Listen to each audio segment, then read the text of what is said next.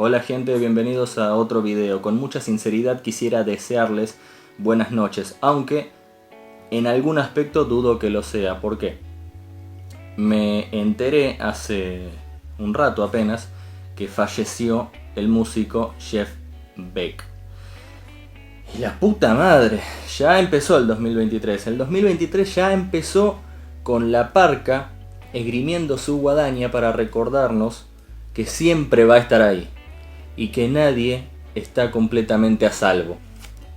Está bien, Jeff Beck tenía ya sus años, no sé exactamente qué fue lo que le pasó, si está la noticia de puntualmente qué fue lo que sucedió, no tengo la menor idea, sé que falleció. Él ya tenía sus años, si mal no recuerda era del año 1944, o sea que ya venía de hace un rato largo, pero los Yardbirds sonaban muy bien. Así que en homenaje, digamos, para este músico, quisiera más que solamente hacer un video diciendo falleció y listo. Te quiero contar un poco de su historia, que no estoy diciendo que me la conozca de punta a punta, pero lo que podemos conversar acerca de él es que su oportunidad para el despegue de su carrera inició cuando el legendario músico también Eric Clapton decidió abandonar la formación de los Yardbirds en 1965. Al entender que sus compañeros se estaban alejando del blues y que habían optado por los sonidos que les iban a salir un poquito más rentables en aquel momento, que eran unos sonidos un poco más comerciales. La palabra comercial a mí me parece completamente absurda para referirse a la música, solo que en este contexto era un poquito más de marketing de la época, y sin embargo lo que estaban haciendo no estaba nada mal. La entrada de Jeff Beck en el grupo fue lo más parecido a un respiro de algo fresco, fue algo innovador, tenía ideas frescas para esta formación inglesa.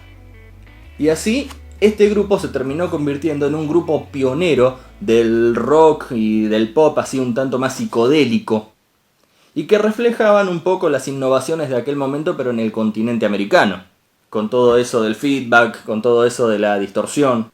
Pero bueno, en resumidas cuentas, el señor Jeff Beck también había decidido abandonar la agrupación en el año 1966. No fue un periodo demasiado largo para él.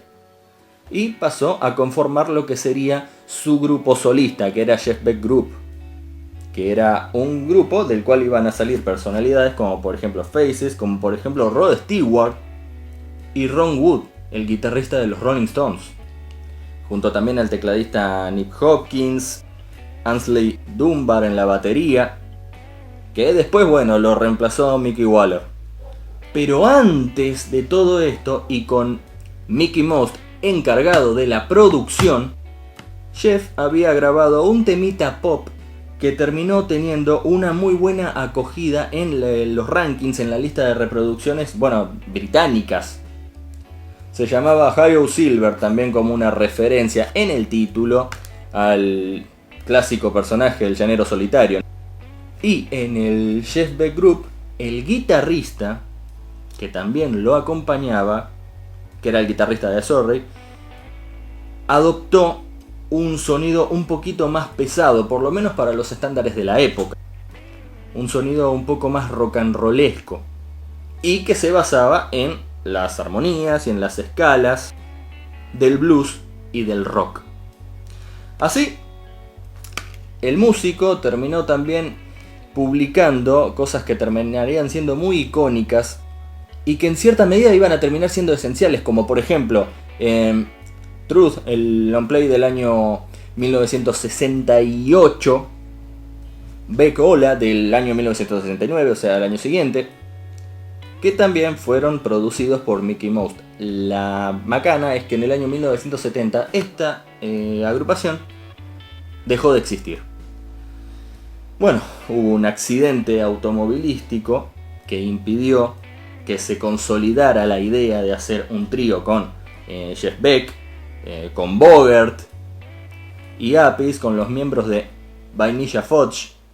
Así que Tim Bogert y Carmine Appice, Jeff volvió a formar el Jeff Beck Group con composiciones completamente nuevas y reclutando a un nuevo cantante cuyo nombre les va a sonar porque era Bobby Tench. también al bajista Cliff Chaman, o Chaman, también tenía al baterista Cozy Powell, y también al tecladista Max Middleton. El primer trabajo con este nuevo proyecto fue en el año 1971 y llevaba por nombre Rough and Ready, que lamentablemente en sus tierras natales, en las tierras inglesas, no logró tener demasiada repercusión, no logró el mismo número de ventas que habían logrado trabajos anteriores. A pesar de que, bueno, habían empezado a experimentar con sonidos como el rock, el jazz, el funk.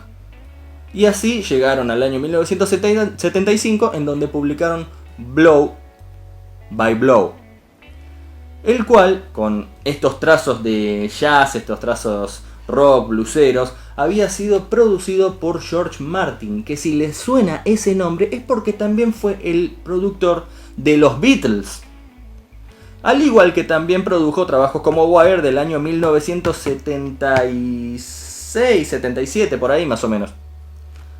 Así que esto nos mostraba que eran trabajos de un Jeff Beck que se había recuperado completamente. Y ahora, si ustedes me perdonan, voy a tener que atarme un poco el pelo porque la verdad es que hace mucho calor. En 1977 se lanzó un álbum en directo, grabado con Jan Hammer.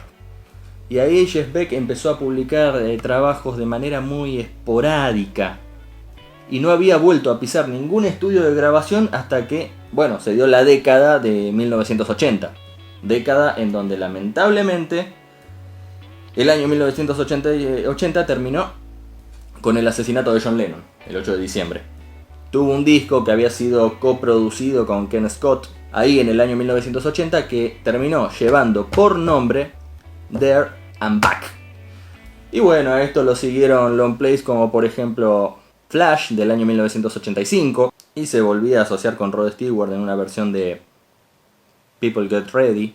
En el año 1989 se había publicado Jeff Beck Guitar Shop, que había sido uno de sus mejores trabajos en esta más o menos última etapa de su carrera, que incluso llegó a premiarse con un Grammy. Y también en los años que le siguieron, este legendario guitarrista, aficionado a los autos, lo que lo llevó a este accidente, terminó apareciendo en colaboraciones con otros artistas de una talla muy grande, como por ejemplo Donovan, como por ejemplo Tina Turner, como por ejemplo Mick Jagger, el cantante de los Rolling Stones, Rod Stewart, con quien ya había colaborado, y también con Roger Waters, que si bien ni me gusta demasiado su música, ni es santo de mi devoción, es Roger Waters de Pink Floyd, ofreciendo su habilidad y su técnica, su armonía y su teoría para composiciones del hard rock, del blues, del jazz, del funk, de la psicodelia, del pop. Pues en el año 2001 vino el trabajo You Had It Coming, si mal no recuerdo, 2001, 2002, pero me inclino más por el 2001, en donde también se hacía una versión de la canción Blackbirds de los Beatles, y en donde había empezado a innovar con tintes de música electrónica. Y el productor en ese momento ya no era George Martin, era Andy Wright, quien se había encargado también de producir uno de sus últimos trabajos, que fue simplemente Jeff, del año 2003, y este sí lo recuerdo patente. Habían sido trabajos un poco contextuales que quizás podrían haber invitado al debate a los más acérrimos seguidores de este músico, porque generó una grieta, fue muy bien recibido por algunos y bastante cuestionado por otros. Y en el año 2009, increíble que ya haya pasado tanto tiempo del año 2009 porque lo asociamos con una época actual, ingresó al Salón de la Fama del Rock and Roll, de la mano y presentado por el mismísimo Jimmy Page, el guitarrista de la legendaria banda inmortal, porque siempre van a ser inmortales, Led Zeppelin.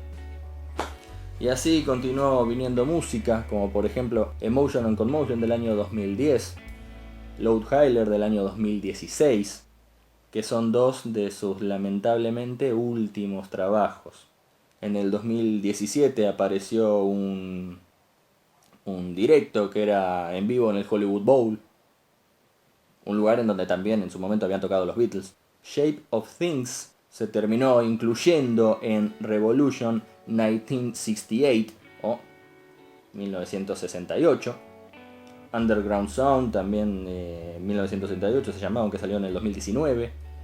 Y en el año 2022, apenas hace poco, porque fue el año pasado, hizo una colaboración con el gran actor Johnny Depp, recordado también por personajes como en la película Piratas del Caribe, El joven manos de tijera, La novena puerta, La leyenda de Sleepy Hollow, El jinete sin cabeza, y que también es el guitarrista de una banda llamada Hollywood Vampires, en donde toca junto a Alice Cooper y junto a Joe Perry de Aerosmith.